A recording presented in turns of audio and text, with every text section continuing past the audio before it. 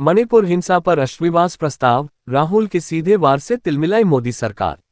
मणिपुर हिंसा को लेकर इंडिया अलायंस के दलों द्वारा मोदी सरकार के खिलाफ लाए गए अविश्वास प्रस्ताव के दूसरे दिन वायनाड से कांग्रेस सांसद राहुल गांधी ने बुधवार को अपनी भारत जोड़ो यात्रा के लम्हों का जिक्र करते हुए अपने दिल की बात सदन के सामने रखी। उन्होंने कहा कि भारत एक आवाज है, भारत हमारी जनता की आवाज है, दिल की आवाज है। उस आवाज की हत्या मोदी सरकार ने मणिपुर में की। इसका मतलब आपने भारत माता की हत्या मणिपुर में की। आपने मणिपुर के लोगों को मारकर भारत माता की हत्या की है। आप देशद्रोही हो, आप देशप्रेमी हो ही नहीं सकते।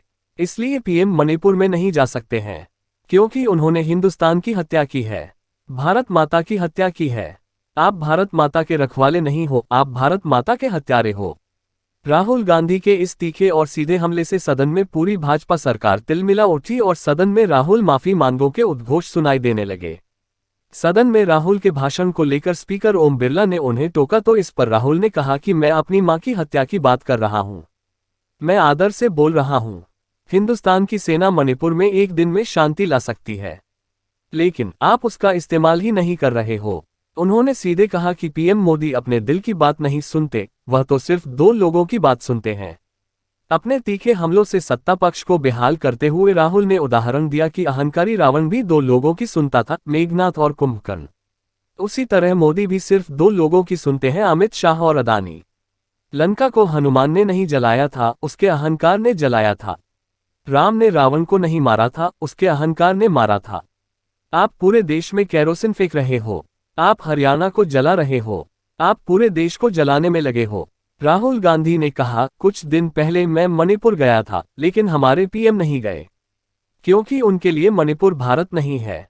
मणिपुर की सच्चाई है कि मणिपुर नहीं बचा है। आपने मणिपुर को दो भागों में बांट दिया है। उन्होंने कहा कि मणिपुर दौरे के दौरान मैंने राहत शिविरों में वहां की महिलाओं से बात की। एक महिला ने बताया कि उसका एक ही बेटा था और मेरी आंखों के सामने ही उसको गोली मार दी गई। वह पूरी रात उसकी लाश के साथ लेटी रही।